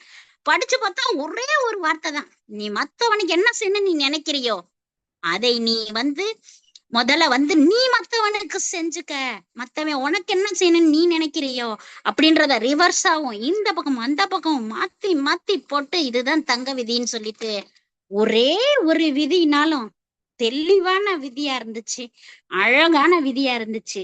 அப்ப நம்ம என்னவோ நம்ம செயல் என்னவோ அதை நம்ம மத்தவங்களுக்கு எல்லாத்தையும் நம்ம தெளிவா நம்ம கொண்டு போகணும். நீ ஒரு தவனுக்கு துரோகம்னு நினைச்சேன்னு பூமரட்டு மாதிரி காலையில இறைத்து தேடி போன பறவை மாதிரி சாயந்தரம் வீட்டுக்கு வர்ற பறவை மாதிரி உன் பக்கமா அந்த நீ நினைச்ச துரோகம்ன்ற விஷயம் திரும்பி வந்துடும் அப்படின்ற மாதிரி அழகா சொல்லியிருப்பாங்க. நேர்மையற்று நீ நடந்து கொள்ற மற்றவங்க கிட்ட, ஏன்னா மாலையில் வீடு திரும்பக்கூடிய பறவை போல நம்மிடம் மீண்டும் திரும்பி வந்து விடமாடா அப்படின்னு இயற்கையின் விதியாக தங்க விதின்னு சொல்லிட்டு பிரார்த்தனையும் செய்து கொள்ளணும். ஏன்னா பிரார்த்தனைன்றது கடவுள்கிட்ட வேண்டுவது. உள்ள இருக்கக்கூடிய இயற்கைக்கு வெளியில் இருக்கக்கூடிய கடவுளை நம்ம பாக்குறது எவ்வளவு பெரிய விஷயம் தெரியுமா? அதுக்கு நம்ம பிரார்த்தனை செய்யணும் அப்படின்றத ரொம்ப அழகா இறைவனிடம் கையேந்துங்கள் சொல்லுவதில்லை, இல்லை என்று சொல்ல மனம் இல்லாதவன், ஈடினை இல்லாத கருணையுள்ளவன் அப்படின்னு அப்படியே உருகி மனம் உருகி உங்களுடைய பிரார்த்தனைய நீங்க வைங்க. உங்க பிரார்த்தனையில நீங்க இதை செய்யுங்க அதை செய்யுங்க நீங்க கேட்க வேணாம். என்கிட்ட இன்னைக்கு உடம்பு நல்லா இல்ல, எனக்கு இன்னைக்கு 2 நாளா உடம்பு இப்படி இருக்கே, என் மனசு இப்படி இருக்கு, நான் இந்த வேலைக்கு இப்படி இருக்கேன், மத்தவங்க பார்வையில அப்படி இருக்கே அப்படின்னு மட்டும் சொல்லுங்க. நீங்க அவங்களுக்கான சஜஷனை நீங்க அங்க கொடுக்காதீங்க, உங்களுக்கான மட்டும் சொல்லிட்டு அவங்களுக்கு நீங்க கட்டளையை இடாதீங்க. ஏன்னா கடவுள் 1000 கொடுப்பதற்கு காத்திருப்பார். நீங்கள் 800 மட்டும் போதும் என்றால் மீதி 200 அவர் என்ன செய்வார் என்று அவருக்கே தெரியாதது போல இருக்கும். மற்றவர்கள் உங்களுக்கு என்ன உதவி செய்ய வேண்டும் என்று நீங்கள் விரும்புகிறீர்களோ, எவ்வளவு உயர்வாக உங்களை மதிக்க வேண்டும் என்று நீங்கள் விரும்புகிறீர்களோ அதே அளவு மதிப்பு, அதே அளவு நீங்களும் தெரிந்து பிரார்த்தனை செய்து அவர்களுக்கு மதிக்க கற்றுக்கொள்ளுங்கள் என்பதை இந்த தருணத்தில் தெரிவித்து தங்க விதியை நான் சொல்லிய மன திருப்தியுடன் மீண்டும் அடுத்த மாதம் சந்திப்போம் என்பதை நல்ல வாய்ப்பிற்கு நன்றி ஒன்று இடம் சாருகின்றேன். நித்யா தேவி, மதுரையிலிருந்து. நன்றி, வணக்கம். நன்றி அம்மா. சிறப்பாக உரையாற்றிய அம்மாவர்களுக்கு மனமாண்டு தெரிவித்துக் கொள்கின்றோம். வாழ்த்துறை வழங்குவதற்கு மதிப்பிற்கும் மறைய நீதி அரசர் நடராஜன் ஐயார்களே அன்புடன் அழைக்கின்றோம். சில கையாண்டிலே இருக்குமாறு திருக்குறள் காமராஜர் ஐயார்களே அன்புடன் கேட்டுக்கொள்கின்றோம். வாருங்களேன். அனைவருக்கும் வணக்கம். நமது கலந்துரையாடுவோம் பேரவையின் நகைச்சுவை தேவி நித்யா தேவி அவர்கள் தங்க விதி என்ற தலைப்பில் ஒரு தங்கமான உரையை ஆற்றி அமர்ந்திருக்கிறார். அவரிடம் ஏராளமான நகைச்சுவைகளை நான் எதிர்பார்த்தேன், ஏமாந்தேன். அருமையான கருத்துக்கள் அடங்கிய தங்க விதிகளை நம்மிடம் பகிர்ந்து கொண்டுள்ளார். மகிழ்ச்சியாக இருக்கிறது. அதிலும் அவர் சேமிப்பு பற்றி சொல்கிற வார்த்தை மிக மிக சிறப்பாக இருந்தது. செலவு போக மிச்சத்தை சேமிப்பதை விட சேமிப்பு போக மிச்சத்தை செலவிடுவதுதான் சிறந்தது என்று சொன்ன அந்த தங்க விதி மிகவும் பாராட்டுக்குரியது, வரவேற்கத்தக்கது. அதோடு நெப்போலியன் அவர்கள் சொன்னதாக ஒரு கருத்தை சொன்னார். ஆனால் மற்றவனுக்கு நீ என்ன செய்ய நினைக்கிறாயோ அதை நீ மற்றவனுக்கு செய்ய வேண்டும் என்று சொன்னார். அப்படி அல்ல, அந்த அவருடைய அந்த உரை வேகத்தில் அதை சரியாக சொல்லவில்லை. மற்றவர்கள் உன்னிடம் எப்படி நடந்து கொள்ள வேண்டும் என்று நினைக்கிறாயோ அதே போல நீ நடக்க வேண்டும் என்று சொன்னதற்கு அவர் கவனக்குறைவாக கொஞ்சம் மாற்றி சொல்லிவிட்டார். இருந்தாலும் அதை புரிந்து கொண்டேன். அதே கருத்தை தான் தந்தை பெரியார் அவர்கள் சொல்லியிருக்கிறார்கள். ஒழுக்கம் என்பதற்கு தந்தை பெரியார் அவர்கள் கொடுத்த விளக்கம் என்ன என்றால், பிறர் உன்னிடம் எவ்வாறு நடந்து கொள்ள வேண்டும் என நீ விரும்புகிறாயோ, பிறர் உன்னிடம் எவ்வாறு நடந்து கொள்ள வேண்டும் என்று நீ விரும்புகிறாயோ அவ்வாறே பிறரிடம் நீ நடந்து கொள்ள வேண்டும். அதுதான் ஒழுக்கம் என்று தந்தை பெரியார் அவர்கள் ஒழுக்கம் என்பதற்கான விளக்கத்தை சொல்லியிருக்கிறார்கள். இந்த ஒழுக்கம் என்பதற்கான பெரியாரின் விளக்கம் நீங்கள் உலகத்தில் எங்கு தேடினாலும் இவ்வளவு பொருத்தமாக ஒழுக்கம் என்பதற்கான விளக்கம் கிடைப்பது அரிதாகும். எனவே நமது நகைச்சுவை நாயகி நித்யா தேவி அவர்கள் மிகச் சிறப்பாக உரையாற்றியிருக்கிறார். அடுத்த மாதம் சந்திப்போம் என்று சொன்னது எனக்கு மகிழ்ச்சியாகவும் ஆறுதலாகவும் இருந்தது. இன்னும் நகைச்சுவை எங்களுக்கு வழங்குங்கள் என்று கேட்டு அவரை வாயார மனதார வாழ்த்துகிறேன், பாராட்டுகிறேன். வாய்ப்புக்கு நன்றி, வணக்கம். நன்றிங்க ஐயா. அடுத்ததாக வாழ்த்துறை வழங்குவதற்கு திருக்குறள் காமராஜர் ஐயா அவர்களே அன்று அழைக்கின்றோம். தையாண்டு இருக்குமாறு டெல்லி பிரம்மநாயகம் ஐயா அவர்களே அன்றன் கேட்டுக்கொள்கிறோம். வாருங்களேன். என் பொருளாக செல்ல சொல்லி தான் பிறர்வாய் இன்னும் பொருள் காண்பது அறிவு. அரிய பொருள்களை கொண்ட பெரிய சொற்களை இசையுமாறும் மறு மொழியாய் வரும் பிறர் வாய் சொற்களை சொந்தக்காரர் அன்னையிடம் வாழ்ந்த காலம் சிறிது, அன்னை தமிழிடம் வாழ்ந்த காலம் பெரிது அப்படின்னு சொல்லி ஆரம்பிக்கிறவங்க தான். அவங்க இப்போது எழுத்தாளராக தன்னை பரிணமித்துக் கொண்டிருக்கிறார்கள், கவிஞராக இருக்கிறார்கள்.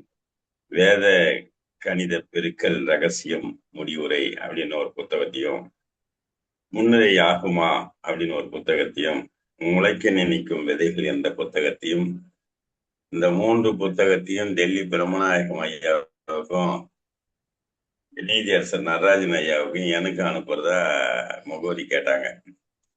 சரி, நான் சொல்றோம் அப்படின்னு சொன்னேன். இல்லைங்க ஐயா, அனுப்புனாதான் நீங்க படிச்சுட்டியா நான் சொல்லுவீங்க அப்படின்னு.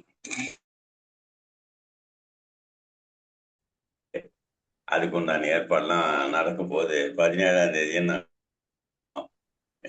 தகவல் அன்னைக்கு கொச்சின் நம்ம பஷீர் அஹமதியா தான் பேசுறாரு. கொச்சினுக்கு போறது எப்படி அப்படிங்கிறது பேசுறாரு. அன்னைக்கு நாம பேசிக்கலாம், நீ எடுத்துன்னு நேராவே கொடுத்துருமா அப்படின்னு கொச்சினுக்கு. ஆமா ஆமா ஆமா ஆமா நானும் வரேன் அப்படின்னாங்க. சரி, ரைட்டு, வாழ்த்துக்கள். அடுத்தது நான் இந்த தலைப்பு கொடுக்கும்போது அதிர்ந்து போனேன். தங்க விதி அப்படின்னு போட்டு, தங்க விதி அப்படின்னா அப்புறம் தெரிந்தது இந்த கணித ஆசிரியர் எப்படியெல்லாம் களிப்பூட்டும் வகையில நம்மளை எல்லாம் மகிழ வைத்தார்கள், எப்படியெல்லாம் செஞ்சாங்கன்னு. இதெல்லாம் ஒரு 40 வருஷத்துக்கு முன்னாடி சொல்லக்கூடாதம்மா, இன்னைக்கு சொல்றிய இந்த விஷயத்தெல்லாம் கொஞ்சம் முன்னாடி சொல்லியிருந்தா நாங்களாம் நிறைய தங்கத்தையும் பணத்தையும் சேர்த்து வச்சிருப்போமே அப்படின்னு தோணுது. அந்த மாதிரி அந்த தங்க விதியை பற்றி ரொம்ப அழகா எடுத்து சொன்ன வித்யாதேவி அவர்களை வணங்குவதிலும் வாழ்த்துவதிலும் பாராட்டுவதிலும் அன்பு செலுத்துவதிலும் நான் மிகவும் கடன்பட்டேன். அதுல ஒரு வார்த்தை சொல்றாங்க பாருங்க, மற்றவர்கள் உங்களுடைய செயல்பட வேண்டும் என்று விரும்புகிறீர்களோ அப்படியே நீங்களும் மற்றவர்களுக்கு செய்யுங்கள். அதுதான் பெரியாரும் சொன்னாருன்னு சொல்லிட்டு ஐயா சொன்னாரு. இது அடிப்படை நன்னெறி கொள்கை. இது பரஸ்பரம் மரியாதை, அன்பு மற்றும் அனுசரணையும் வாழ்வதை வலியுறுத்துகிறது என்பதை சொல்லி வாழ்ந்து காட்டிய நம்ம நித்யாதேவி அவர்கள் சொல்றாங்க. உலகளாவிய தார்மீக குறியீடாக பல மதங்கள் மற்றும் தத்துவங்களில் போற்றப்படுகிற இந்த வார்த்தை தான். அதாவது இது மனித உறவுகளை மேம்படுத்த சக்தி வாய்ந்த விதி. அதாவது உங்கள் தினசரி வாழ்க்கையை மற்றவர்களிடம் பார்க்கும்போது இந்த கொள்கையை பின்பற்றுவது நல்லிணக்கத்தை உண்டாக்கும். இந்த விதியை தமக்கு பயன்படுத்தாமல் உங்களை நீங்களே நேசித்து மதிக்க மதித்து கவனித்து கொள்வது நீங்கள் பிரமாதமாக வாழ்வதற்கு சமமாக இருக்கும் என்பது போல இந்த தங்கத்தின் தூய்மை அல்லது முதலீடு பற்றி கேட்கிறீர்களா, நன்னெறி கொள்கையை பற்றி கேட்கிறீர்களா என்பதை பற்றி 2 கைப்பை வச்சுக்கிட்டு ஒண்ணுல தங்கம் இருக்குது, இன்னொரு இடத்துல களிமண்ல எழுதியிருக்காரு 5 விதிகள். 5 விதிகள் போய் 10 விதிகளா சொன்னாங்க. அந்த 10 விதிகளை நீங்க ரூபாயை சேர்க்கணும்னா 2 இருந்தா கிழிச்சு அதுக்குள்ள போடுங்க அப்படின்னு வேற சொல்றாங்க.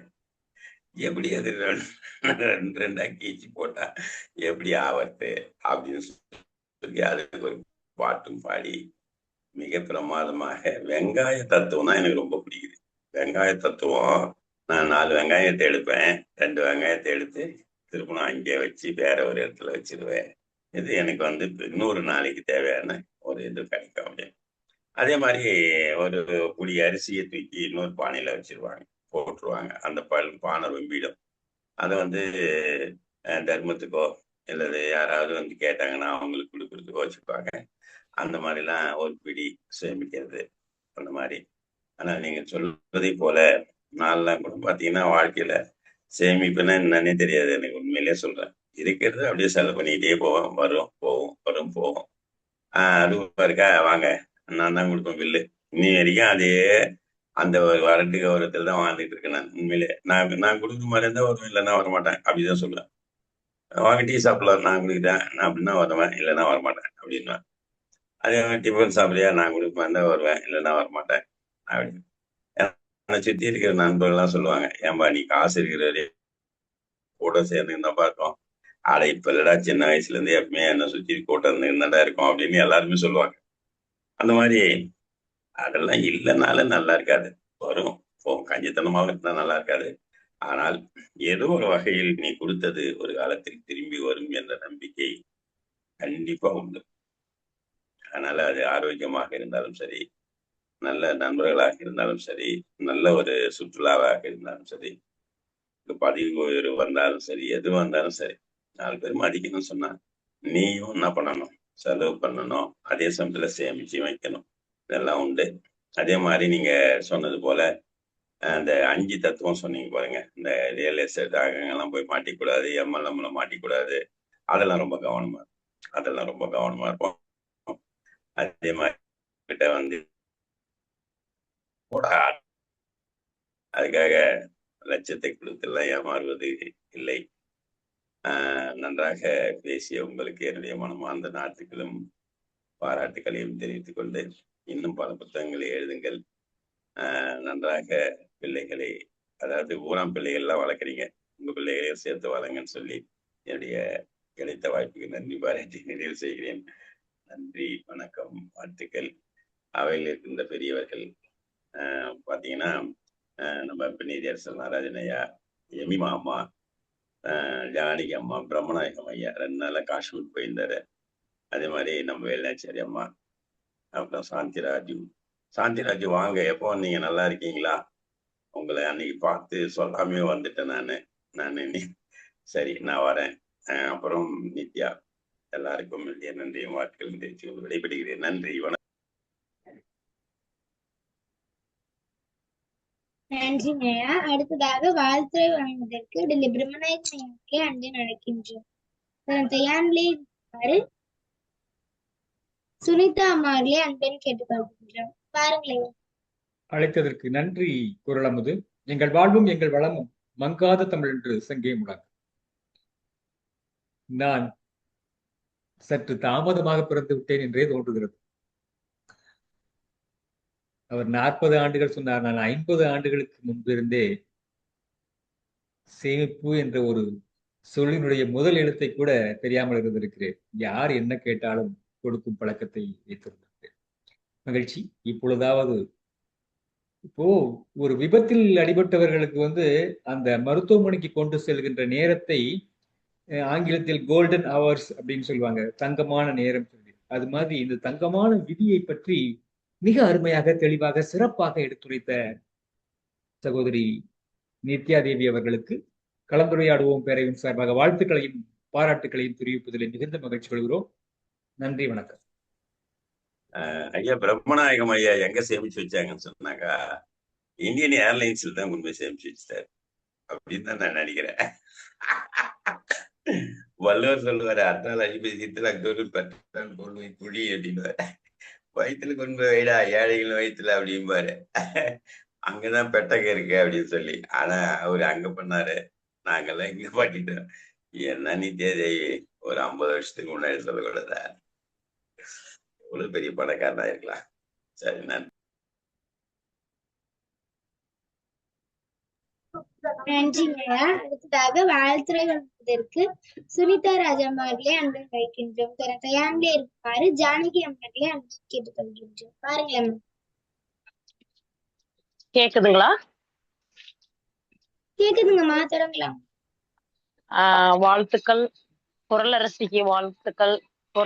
குரலரசியோட பேச்சை இன்னைக்குதான் ஃபர்ஸ்ட் கேக்குறேன். ரொம்ப அருமையான ஒரு தொகுப்பு. இந்த வயசுலயே ஒரு நிகழ்ச்சியை தொகுத்து வழங்குறதுன்றது பாக்குறதுக்கே ரொம்ப வித்தியாசமாவும் ரொம்ப அருமையாவும் பெருமையாவும் இருக்கு.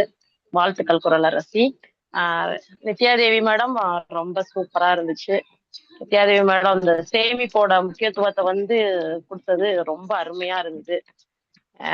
தங்க விதிகள் ஒரு 5 விதிகளை பத்தி கரெக்டா தங்கத்தை நம்ம எப்படி எப்படிலாம் சேவ் பண்ணணும் அப்படின்றது அழகா சொன்னீங்க. பணத்தை மதிக்கணும், பணத்தை தூய்மையா வைக்கணும், வரிசையா வைக்கணும், அதை விரித்து ஒழுங்கா பர்ஸ்ல வைக்கணும். எப்பயுமே பணத்தை ஒருத்தவங்கிட்ட கொடுக்கும் போதும் அதை பெற்று நம்ம வாங்கி மன்னிக்கவும் அம்மா, கொஞ்சம் நீங்கள் இடதுபுறமோ வலதுபுறமோ ஒதுங்கிருங்கள். உங்களுக்கு பின்னால் இருக்கிற ஒளி உங்கள் முகத்தை மறைக்கிறது.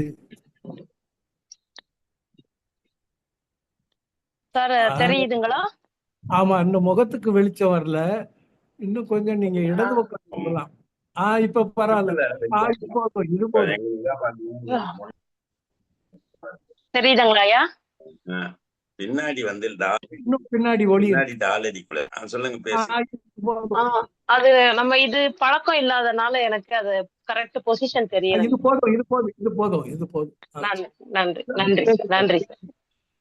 அதுக்கப்புறம் பணத்தை ஒருத்தவங்கிட்ட கொடுக்கும் போதும் அதை வாங்கி நம்ம வைக்கும் போதும் அதுக்கு ஒரு நன்றி சொல்லணும் அப்படின்னு சொல்லுவாங்க. நம்ம கைக்கு வந்ததுக்கு நன்றி சொல்லணும் அப்படின்னு சொல்லுவாங்க. ஃபைனலா தங்க விதிகளுக்கெல்லாம் ஒரு தங்க விதி சொன்னாங்க. அதுதான் பிறர் உன்னிடம் எவ்வாறு நடந்து கொள்ள வேண்டும் என்று நீ விரும்புகிறாயோ அவ்வாறு நீயும் பிறரிடமும் நடந்து கொள்ள வேண்டும்.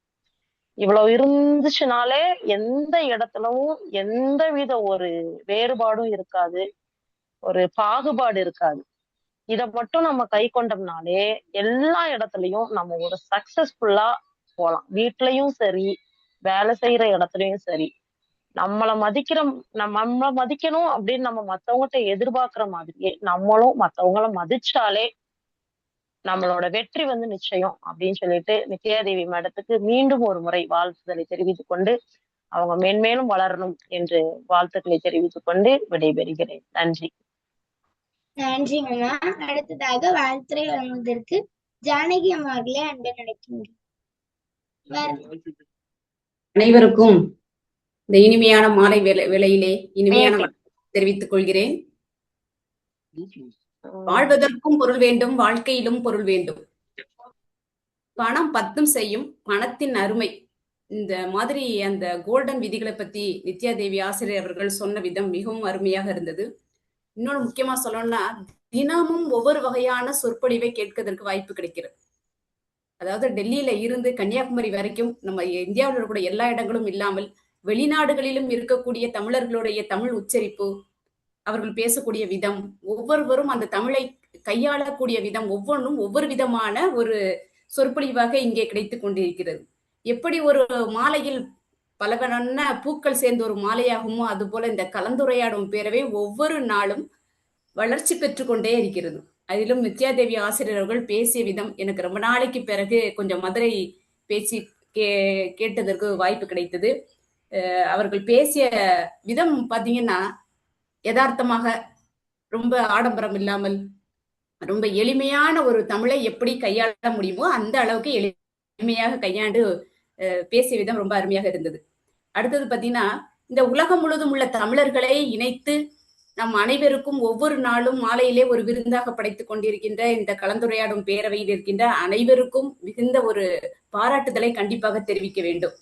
அடுத்தது பார்த்தீங்கன்னா, பேசி முடிச்ச பிறகு ஒவ்வொருத்தரும் பேசக்கூடிய அந்த வாழ்த்துறை என்பது ஒவ்வொருத்தருக்குமே ரொம்ப ஒரு இன்னும் கொஞ்சம் நல்லா பண்ணணும் அப்படின்ற ஒரு எண்ணத்தை ஏற்படுத்தும் அளவுக்கு மிகவும் அழகாகவும் சுருக்கமாகவும் செய்து கொண்டிருக்கின்ற அனைவருக்கும் என்னுடைய மனமார்ந்த வாழ்த்துக்களையும் பாராட்டுகளையும் தெரிவித்துக் கொள்கிறேன். இதுபோல் நிறைய ஆசிரியர்களையும் நிறைய வல்லுநர்களையும் சான்றோர்களையும் இந்த இணையத்தில் இணைக்க வேண்டும் என்று திரு காமராஜர் ஐயா அவர்களையும் கேட்டுக்கொண்டு அனைவருக்கும் நன்றி பாராட்டி என்னுடைய உரையை முடிக்கிறேன். நன்றி, வணக்கம். நன்றி நன்றி டீச்சர். நான் டீச்சர் கிட்ட பேசிட்டு இருக்கும்போது சொன்னாங்க, 2 நாளா கருமநாயகம் ஐயா வரல, நீங்களும் வரல, ரொம்ப திண்டாடிட்டோம் அப்படின்னு பேசும்போது, டீச்சர் நாளைக்கு பேசுறதுக்கு ஒரு ஆள் வேணுமா அப்படின்னு. இல்ல அங்கிட்டு இங்கிட்டுன்னு ஒருத்தர் பேசுவாங்களே நித்யாதேவி, அவங்களுக்கு அவங்க பேச்சு நல்லா இருக்கும் அப்படின்னு சொன்ன உடனே கூப்பிட்டு உடனே சரின்னு சொல்லி உடனே பாதாகையெல்லாம் போட்டோம்.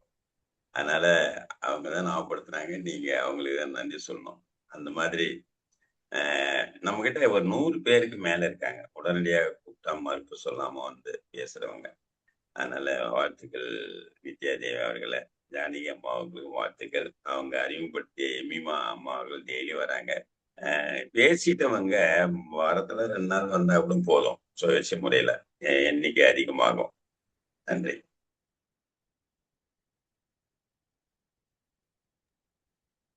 நன்றி அம்மா, நன்றி. அடுத்ததாக வாழ்த்துறை வழங்குவதற்கு இனிமல் குப்புராஜ் அம்மா அவர்களே அன்பு நடைக்கின்றோம். தயாரிலே இருக்குமாறு திருமதி அன்னபூர்ணி அம்மா அவர்களே அன்பு கேட்டுக்கொள்கின்றோம். எமிமா குப்புராஜ். அனைவருக்கும் மாலை வணக்கம். டீச்சரை பேசுறது நிஜமாவே எனக்கு ரொம்ப பிடிச்சிருந்தது. ஏன்னா அவங்க பேசுறப்ப பாத்தீங்கன்னா சின்ன குழந்தைங்க கதை சொல்லுவான் இல்லையா, அவங்க வாய் மட்டும் பேசல, அவங்க கண்ணு கூட ரொம்ப அழகா பேசிச்சு. அவங்களதான் பார்த்து நான் ரசிச்சுட்டு இருந்தேன். அவங்க தங்க விதின்னு சொல்றாங்க இல்லைங்களா, எனக்கும் ஒரு சின்ன வயசுல ஒரு ஞாபகம். நான் கிறிஸ்டியன்ன்றதுனால இதை பேசலாம் அப்படின்றது இல்லை, ஆனா நடந்த சம்பவத்தை சொல்றதுக்கு நான் விருப்பப்படுறேன். என்ன சொல்லுவாங்கன்னா, சர்ச்சில் என்ன பண்ணுவாங்க, நீங்க சமைக்கிறதுக்கு முன்னாடி ஒரு பிடி அரிசை தனியா எடுத்து வைங்க, இல்லாதவங்களுக்கு கொடுக்கறதுக்காக அப்படின்னு சொல்லுவாங்க. எனக்கு கிட்டத்தட்ட ஒரு 5-6 வயசு இருக்கிறப்போ அந்த பழக்கம் இருந்தது. சர்ச்சில் யாரும் ரொம்ப முடியலையோ அவங்களுக்கு ஒவ்வொரு குடும்பத்துல இருக்கிறவங்க ஒவ்வொரு மாசம் ஒரு வேலையும் நம்ம சமைக்கிற அரிசியில இருந்து ஒரு பிடி எடுத்து வைப்பாங்க. அது ஒரு பிடி காணிக்கை அரிசின்னு அதுக்கு பேரு. ஆனா இந்த சின்ன வயசுல இவங்க சொல்றப்ப எனக்கு அது நினைவு வந்துச்சு. ஆனா இப்ப யார் அந்த மாதிரி இல்ல. இருக்கிறவங்க என்ன பண்ணுவாங்கன்னா, ஒரு மூட்டை அரிசியாவே வாங்கி கொடுக்குற அளவுக்கு கடவுள் வந்து எல்லாருமே வளமா வச்சிருக்காரு. அதுக்கு நன்றி. டீச்சர் சொன்ன இந்த கதை புத்தகத்துல இருந்து எனக்கு ஒரு புத்தகம் படிச்சது ஞாபகம் வந்தது. ரசவாதி அப்படின்னு சொல்லிட்டு ஒரு புத்தகம், அது பாலோன்றவர் எழுதியிருப்பாரு. ரசவாதம் அப்படின்றது இரும்பை வந்து தங்கமா மாத்துறதா தான் நம்ம ரசவாதம் அப்படின்னு நம்ம சொல்லுவோம். அதுல வந்து என்ன சொல்லுவாங்க அப்படின்னா, இப்ப தங்கம் வந்து எப்படி சேமிக்கிறாங்க அப்படின்றது டீச்சர் சொன்னாங்க இல்லையா? அவங்க என்ன சொல்ல வருவாங்கன்னா, ஒவ்வொரு அனுபவமும் அந்த ஒரு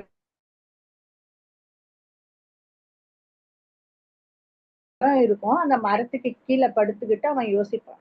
இந்த மாரி வெளி ஊர்ல ஒரு புதையல் இருக்கு. அந்த புதையல எடுக்கிறதுக்காக அவனும் போவான் அப்படின்ற மாரி.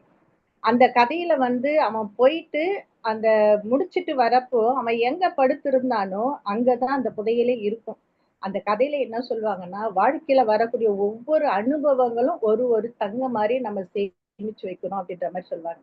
நான் படிச்ச புத்தகத்துல டீச்சர் சொன்னது எனக்கு அது ஞாபகம் வந்தது. அது மாரி அவங்க சொன்னது எல்லாமே ரொம்ப நல்லா இருந்தது. அது அருள் இல்லாருக்கு அவ்வுலகம் இல்லை, பொருள் இல்லாருக்கு இவ்வுலகம் இல்லை. நம்ம வாழணும் அப்படின்னா கண்டிப்பா பொருள் ரொம்ப அவசியம்.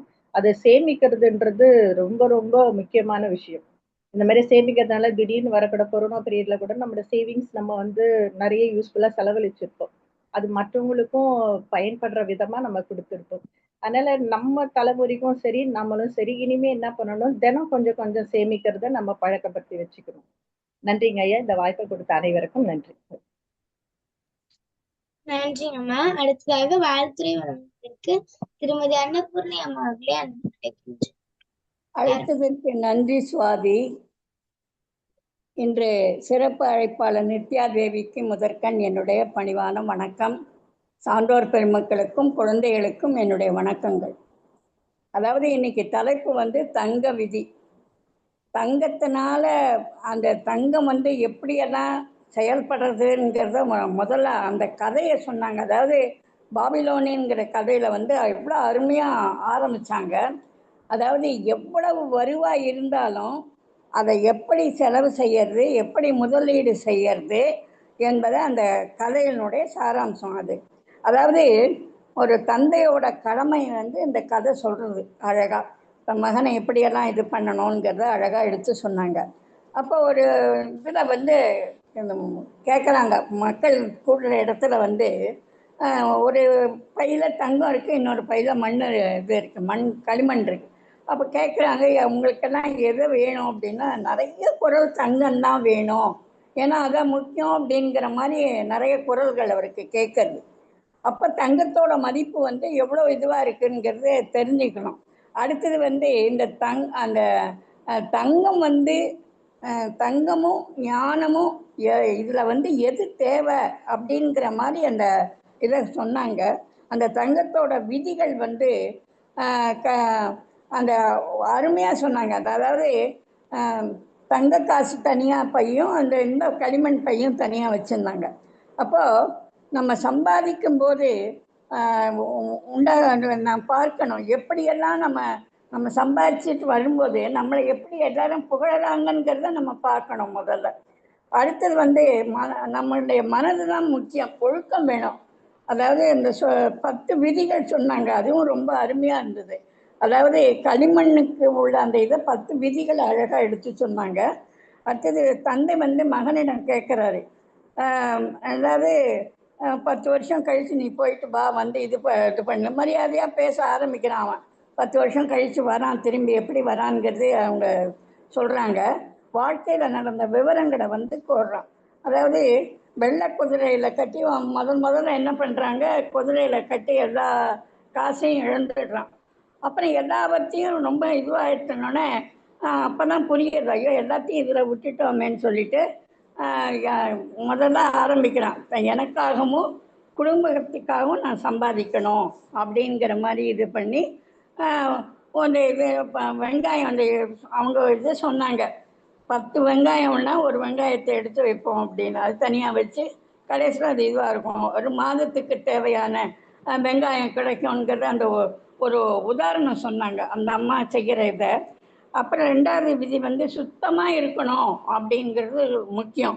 அதாவது நமக்கும் உறவணும், பிறருக்கும் உதவி செய்கிற மாதிரி இருக்கணும். அதாவது பிறருக்கும் அது நம்ம இதுவாக இருக்கணும், அந்த திறமை வேணும், அதை எஜமானுக்கான திறமை வேணுங்கிறத சொன்னாங்க. அப்புறம் 3வது வந்து அறிவுரை வந்து எச்சரிக்கையாக எடுத்துக்கொள்ள வேணும். இப்போ பெரியவங்கள்லாம் அறிவுரை சொன்னோன்னா, இந்த காலத்து பசங்க என்ன சொன்னாங்க, இப்போ நான் ஏதாவது சொன்னேன்னா கிளவி சும்மா கடா அப்படின்னுட்டு போயிடுறாங்க. அதை புரிஞ்சுக்க மாட்டேங்கிறாங்க. எதுக்காக சொன்னோம், அவங்க நன்மைக்காக நம்ம சொன்னோங்கிறதே புரிஞ்சுக்கிறது இல்லை. அதனால அவங்க சொன்னது அந்த அறிவுரையை வந்து எச்சரிக்கையாக எடுத்துக்கணும் அப்படிங்கிறத அழகாக சொன்னாங்க. அப்புறம் தங்கத்தை வந்து எப்படி கையாடணும் அப்படிங்கிறது. அடுத்தது நடைமுறைக்கு அப்பாற்பட்ட முதலீடு. நம்ம இருக்கிறத விட முதலீடு ஜாஸ்தியாக போனால் அதில் சில குளறுபடியெல்லாம் வரும். அப்புறம் தொழில் வந்து நேர்மையாக செஞ்சாக்க நிச்சயமாக செல்வம் சேரும் அப்படிங்கிறது அழகாக சொன்னாங்க. அப்புறம் அந்த களிமண் பை நிறைய அந்த இதை நம்ம சேர்க்கலாம். எப்படின்னா 7 வகையான இதை வந்து அவங்க சொன்னாங்க. எப்படின்னா பணத்தை அதிகரிக்க செய்யலாம், அடுத்தது வந்து செலவை கட்டுப்படுத்தணும், அடுத்தது தங்கம் வந்து பன்மடங்கு பெருகலாம், அப்புறம் பாதுகாக்கணும், வீடு லாபகரமான ஒரு பொருளுங்கிறத அதை உணர்ந்து செய்யணும், வருங்கால வருமானத்தை உறுதி செய்து நம்ம இந்த செய்து கொள்ளணும். நமக்கு வருங்காலத்தில் என்னென்ன வருமானம் இருக்கோ அதை முன்னக்கூட்டியே நம்ம இது பண்ணி அதை காப்பாற்றிக்கணும். அப்புறம் வருவாய்க்கு ஏற்ற வந்து வருவாய் ஈட்டுறதுக்கு வருவாய் இது பண்ணுறதுக்கு நம்முடைய திறனை வந்து விவரிச்சுக்கணும்.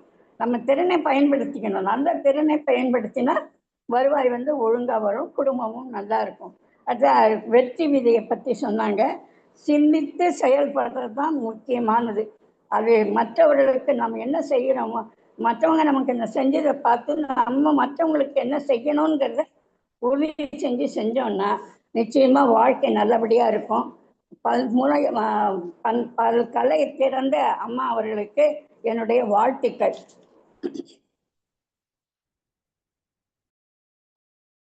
நன்றிங்கம்மா. அடுத்ததாக வாழ்த்துறை வழங்குவதற்கு வினிதீர்த்தன் ஐயா அவர்களே அன்பு நினைக்கிறேன்.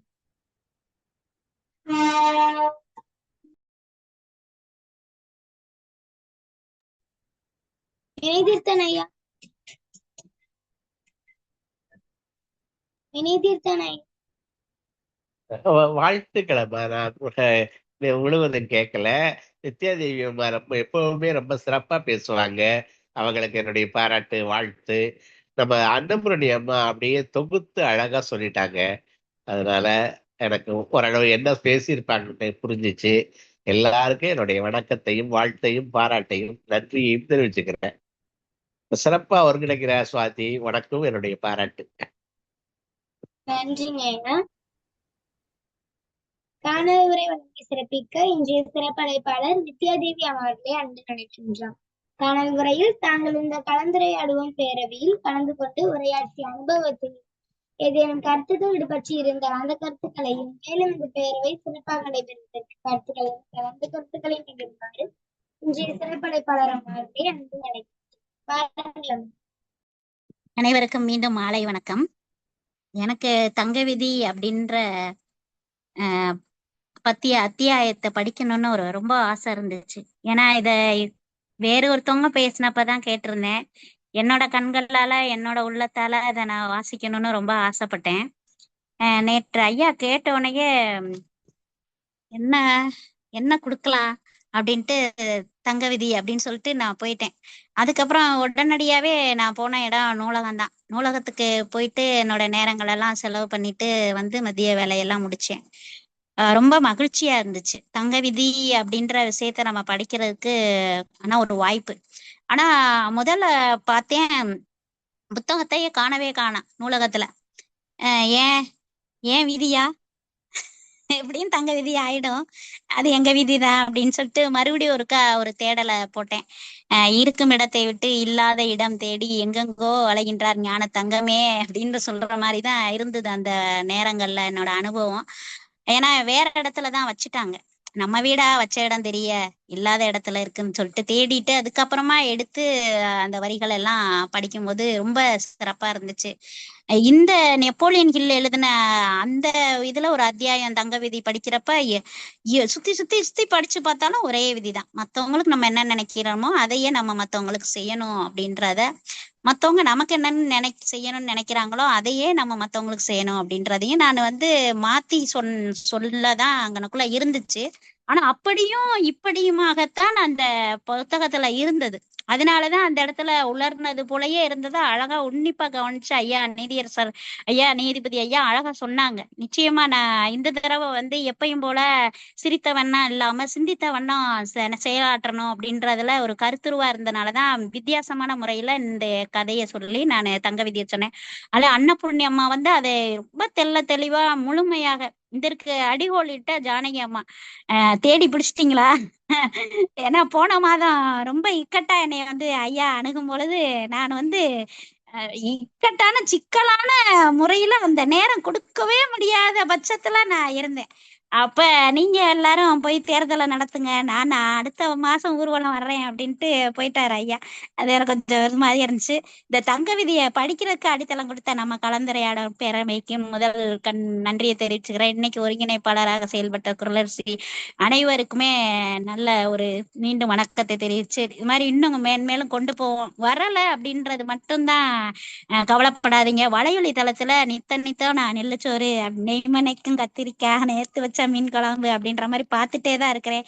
எப்பயுமே உறுதுணையா இருப்பேன் அப்படின்றதையும் தெரிவிச்சு, நல்லதொரு தலைப்புல அடுத்த மாதம் சந்திப்போம் அப்படின்றதையும் தெரிவிச்சு இடம் சாருகின்றேன். நன்றி, வணக்கம். நன்றிங்கம்மா. இத்துடன் 2ஆம் பகுதி நிறைவடைந்து விட்டது. 3ஆம் பகுதி கலந்துரையாடுவோம் பேரவை தமிழ்நாடு நடத்தும் விதி களம் நிகழ்வு எண் 2141 நாள் 6/5/2026 அறிவெண் கிழமை. இன்றைய சிறப்பழைப்பாளர் எழுத்தாளர் நித்யாதேவி அம்மா அவர்கள். இன்று நம்மிடம் உரை வழங்கியமைக்காக அம்மாவர்களுக்கு மனமார்ந்த நன்றி தெரிவித்துக் கொள்கின்றோம். நன்றி அம்மா. இன்றைய சிறப்பழைப்பாளர் அம்மா அவர்களுக்கு பாராட்டு சான்றிதழ் புலனம் மூலமாக வழங்கப்படும். நன்றி உரை. இன்று திருக்குறள் கூறிய சகோதர சகோதரிகள் அனைவருக்கும் மனமார்ந்த நன்றி தெரிவித்துக் கொள்கின்றோம். இன்றைய குரலும் பொருளும் வரலாற்று செய்தி வழங்கிய பிரம்மநாயகம் ஐயா அவர்களுக்கு மனமார்ந்த தெரிவித்துக் கொள்கின்றோம். நன்றி ஐயா. இன்றைய இசைப்பாடல் வழங்கிய திருமதி அன்னபூர்ணி அம்மா அவர்களுக்கும் மனமார்ந்த தெரிவித்துக் கொள்கின்றோம். நன்றி அம்மா. தொடர் வருகையாளர் அனைவருக்கும் மனமார்ந்த தெரிவித்துக் கொள்கின்றோம். முன்னாள் ஒருங்கிணைப்பாளர் அனைவருக்கும் மனமார்ந்த தெரிவித்துக் கொள்கின்றோம். தலைமை ஒருங்கிணைப்பாளர் நான் ஐஏஎஸ் அகாடமி இயக்குனர் பேராசிரியர் தமிழிலன் ஐயா அவர்களுக்கும் கண்ணம்மாள் அம்மா அவர்களுக்கும் மனமார்ந்த தெரிவித்துக் கொள்கின்றோம். அழைப்புதல் மற்றும் பாராட்டு சான்றிதழ் வடிந்து தரும் ஷாமிலி அம்மா அவர்களுக்கும் மனமார்ந்த தெரிவித்துக் கொள்கின்றோம். மீண்டும் நாளை மாலை 5 மணிக்கு இணைவோம். மானமும் அறிவு மனிதனுக்கு அழகு, மனிதனை மனிதனாக்குவோம், தமிழை தமிழாக்குவோம், தமிழை தமிழகவே ஆழ்வோம். அனைவருக்கும் நன்றி, வணக்கம். நன்றிங்கம்மா. நன்றி. மகிழ்ச்சி. சிறப்பு முதல் பகுதியை ஒருங்கிணைத்த இசான் அவர்களுக்கும் 2ஆம் 3ஆம் பகுதிகளை ஒருங்கிணைத்த குரல் அமுது அவர்களுக்கும் வாழ்த்துக்களும் பாராட்டுகளும் நன்றிகளும். சிறப்பு அழைப்பாளருக்கு சிறப்பு வணக்கம். மீண்டும் நாளை மாலை 5 மணிக்கு சந்திப்போம் என்ற நம்பிக்கையை வெளிப்படுத்தி அனைவரும் 30 இணையத்தை நிறைவு செய்கிறோம். நன்றி, வணக்கம். நன்றி சார்.